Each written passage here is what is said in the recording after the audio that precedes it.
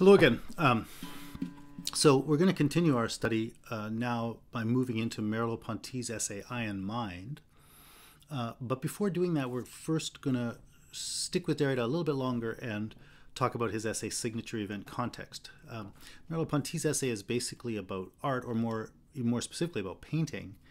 But we're going to introduce that by looking at Derrida talking about the nature of language. And so that's the first thing I want to do. And to do that, today, what I want to do is introduce language by thinking a little bit about music. And to introduce music, I'm going to first say a few words about time. Time came up for us once before, I think when we were talking about Heidegger and being towards death. And so I'll just remind you a little bit about that. And the point is simple enough. Like now, or if any time I ask you, what are you doing? Let's say I ask you that right now. What are you doing right now? Take a moment to think about that, what your answer would be. You're probably going to say, well, I'm watching a lecture. Or you might say, I'm going to school. Or you might say, oh, well, I'm getting ready for dinner or whatever. Any time someone might ask you this, if you were to answer that, typically the way you would answer that would be by naming a kind of activity you're involved in, right? The way you experience now is not this isolated, uncontextualized, moment on a clock. The way you experience now is sort of the leading edge of an activity that's been going on for a while and that's going to go on a bit longer, right? You experience the now, you experience the present as the present of this activity of listening to a lecture, or the present of this activity of going out for dinner with my friend, or whatever it is. All I want you to think about there, all I want you to notice there is that the present is something that we experience as already defined by its relationship to a past, right, in the sense of the things you were already doing that led up to it, and in terms of a future, what it's heading towards, because that past and the future are sort of the facets of a larger overall activity that you're engaged in. Or to say it very simply, you always experience the present as contextualized, right?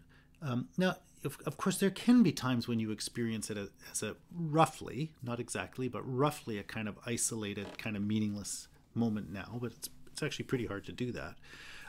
One way you get sort of closer to that is when you're waiting for something really important and the seconds feel like hours, and you watch them tick off.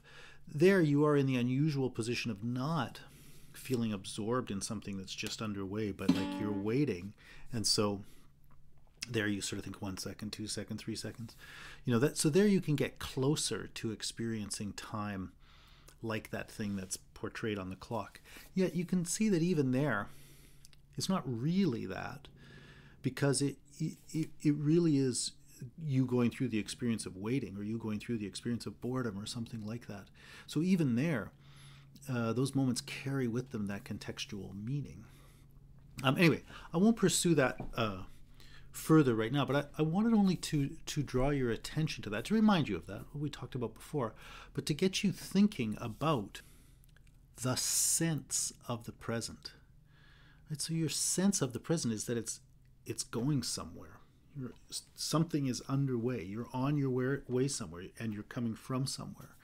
And that where from and where to is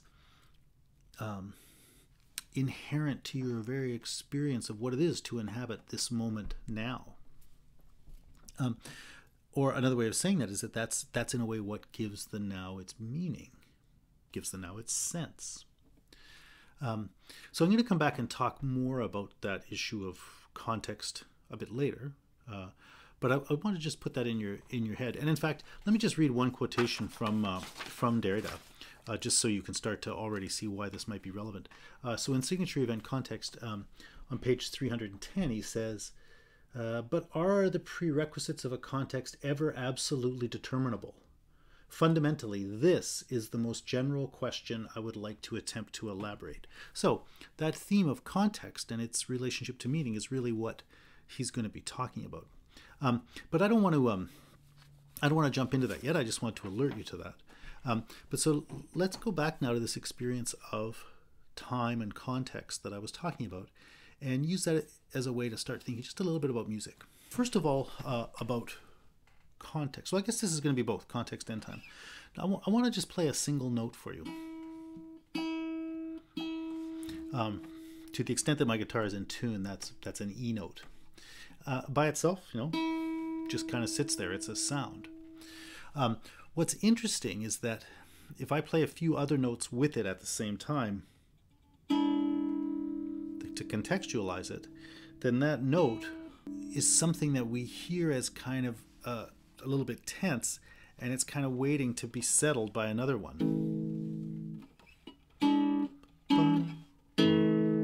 You sort of feel like you're going, oh, right? If you listen to most songs, they'll end on something like that, right? There's a kind of musical resolution that comes from basically playing this, which is a dominant seventh chord, to playing this, which is a tonic major chord.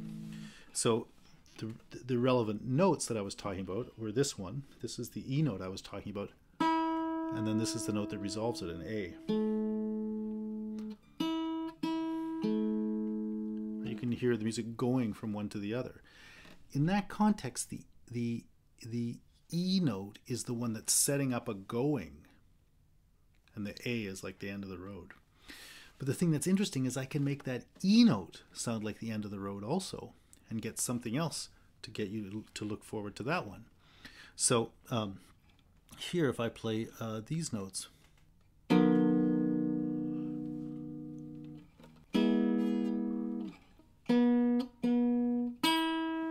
so that E note now sounds like the end rather than something that's launching. So my only point there then is that that E note, you can hear it and hear it launching something that you want to have resolved, or you can hear it resolving something that was launched. You can hear it either as the anticipation of some resolution, or you can hear it as the fulfillment of some anticipation, some tension. So another way to say that is the E note has a lot of musical potential in it. And those different ways of contextualizing it basically let you hear what's in the note. They let you hear the possibilities of that note. So that when you just hear it by yourself here, like you might have thought, oh, that's when I'm hearing the pure note. But in a way, that's the emptiest thing. That's when you're hearing the least of the note. It's those other songs, that other contextualizing thing that lets you hear what an E note can do. And indeed, imagine I'll play the chromatic scale, right?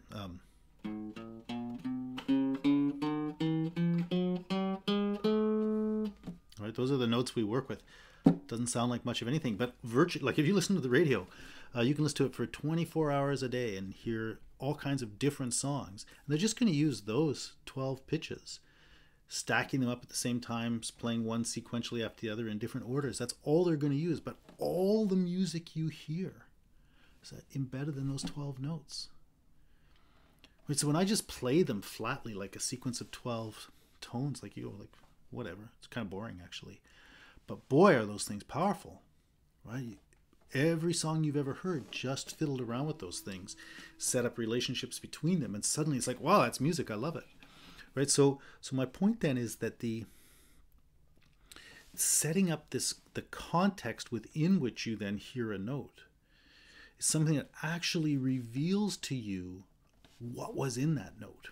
Right? So the sort of the raw note is in a way all of its meaning is just sitting there waiting in potential, but you don't really hear that note and what it could be until you hear all that other stuff.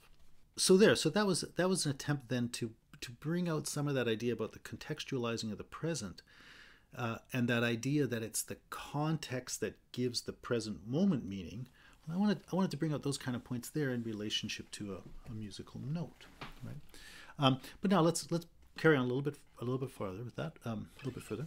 What is a song then? Well, a song is going to be versions of this thing I just did, right? A song is going to take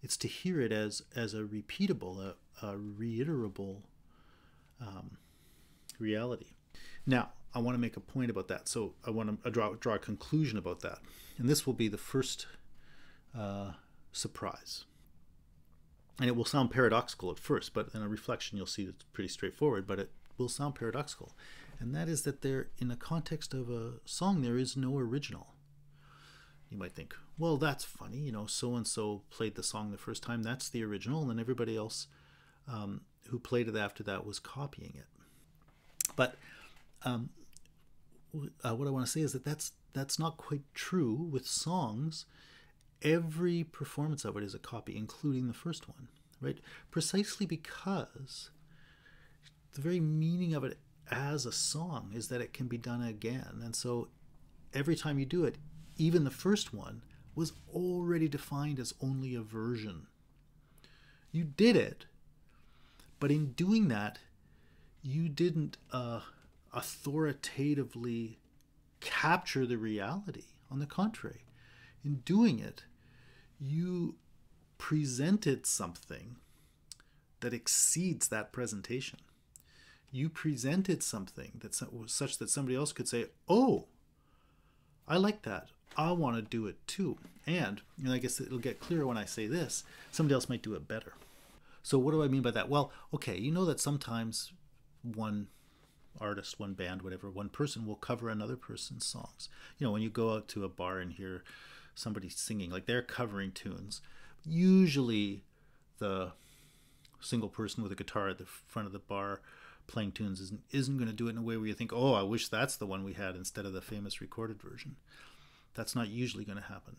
Sometimes, though, you will hear one band cover another band's song, and their recorded version will think, oh, that's better. A classic example of that, you may or may not think it's true, but many people think it's true, is that Bob Dylan had a song called All Along the Watchtower, a fine tune, but then Jimi Hendrix recorded it, and it's a pretty common view people have that the Jimi Hendrix version kind of really showed the power of the song in a way that the Bob Dylan one didn't. And so the Bob Dylan one's fine, but it might not have been so memorable, but once people heard the Jimi Hendrix version, they were like, whoa, that's a tune.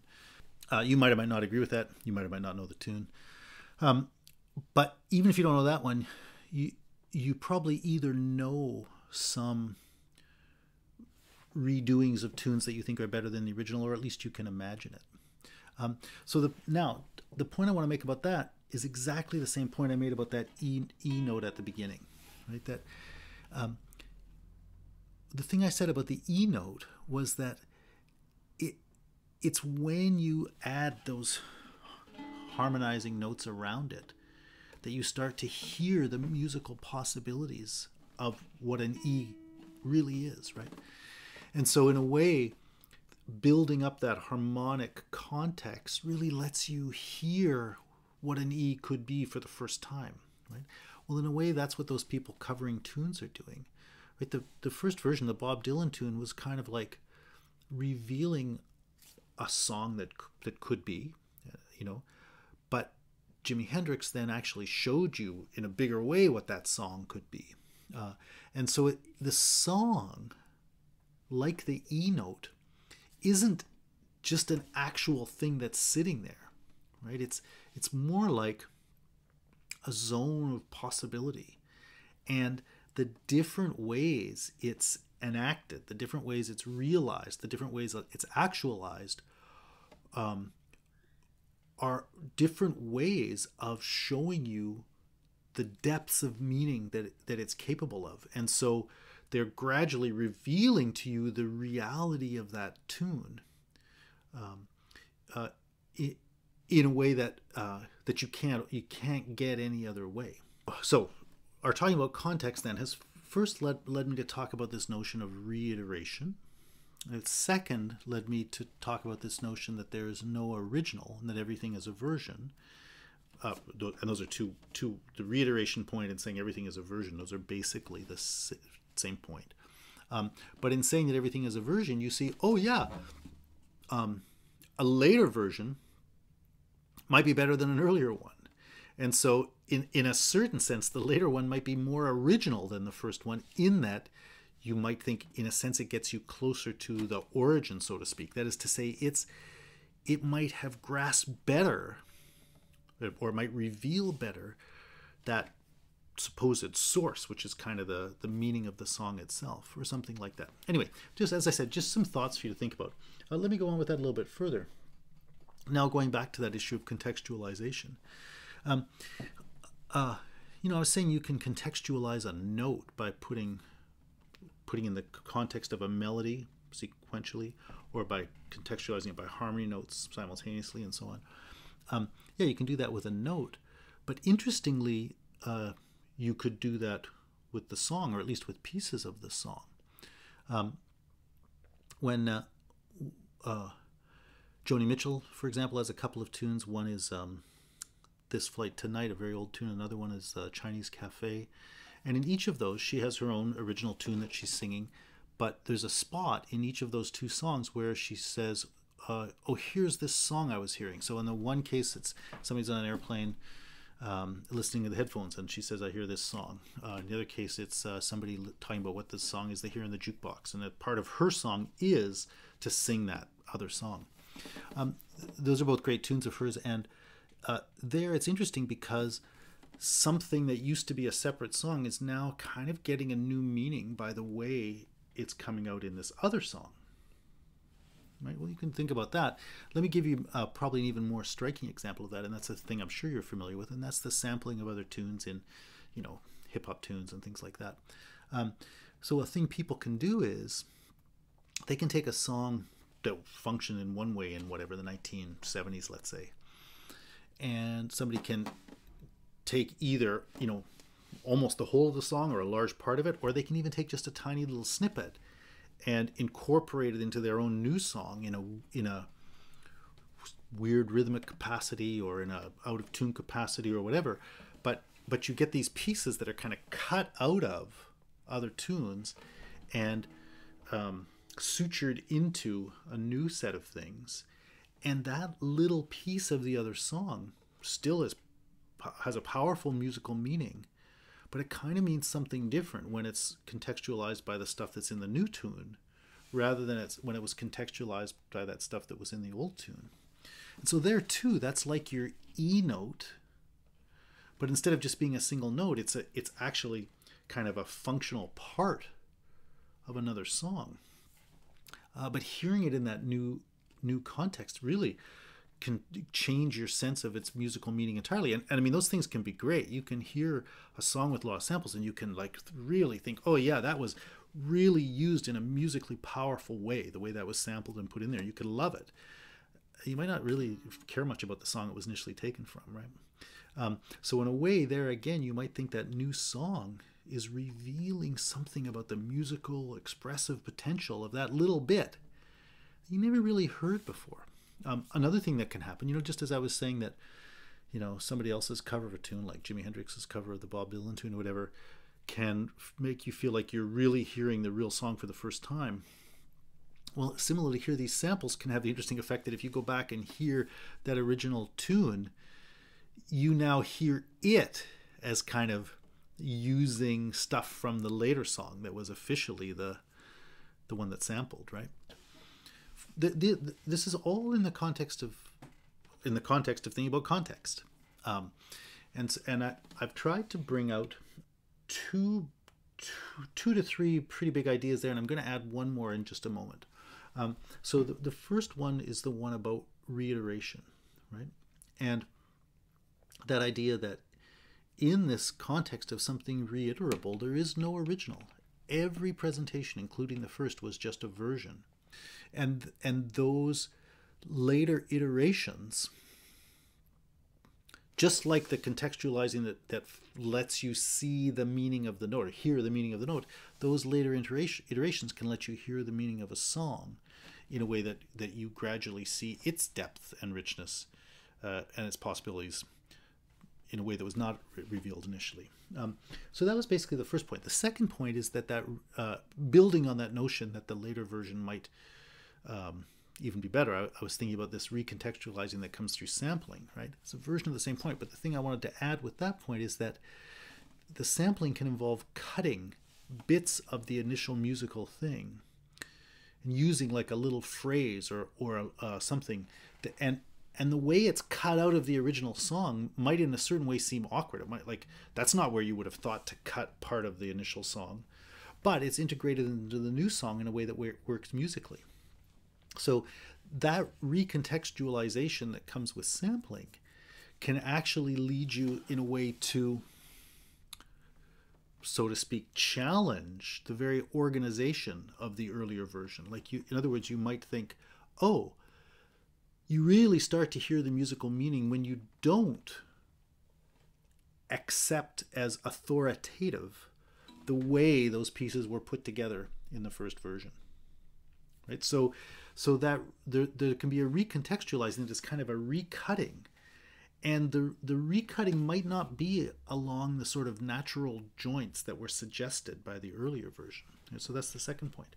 And then the third and last point then is that this recontextualization that comes from playing notes around a note or structuring things in a sequence of a melody or something, the recontextualization that comes from repeated iterations that repeat differently and in new ways and reveal more of the meaning of the song, the recontextualization that comes from sampling, all of those things which ongoingly reveal to you the musical meaning that thing had, that you'd seen only one-sidedly or heard only one-sidedly before, they have no limit. There isn't any kind of endpoint. There's no time when you're going to say, okay, now all the possible recontextualizings have happened, right? So, you know, that point about reiteration began with me saying there's no original, right? So often we start thinking, oh yeah, something was done first, that's the original, and the rest are copies of it. That's really the thing I've been trying to break you out of, right? And I've been trying to say, no, like that first version, that first thing is a first version. But the very meaning of that thing as a musical reality is that first version doesn't get to claim ownership. That musical reality is a musical reality. And so therefore it's open to other people to interact with it musically and maybe do a better musical job of grasping that reality than the first people did. And so its musical meaning remains open, remains inviting, and is not able to be owned by the person who said, I wrote that.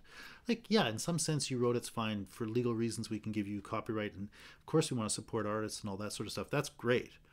But the musical reality won't allow itself to be bound by the terms of its first appearance, right? And that notion of not being bound, or said the other way around, that notion of the possibilities for recontextualization or different ways of repeating it, different versions and so on, that has no limits, and in the sense that you don't even know what kind of repeating is going to happen. And that's one of the things that's brought out very powerfully by that notion of sampling. Like, people just snip little pieces out and use them in ways you never would have dreamed of, right? But they can really change your sense of what that musical meaning was, and you can really appreciate music that you never really quite heard before until it was put in that new context.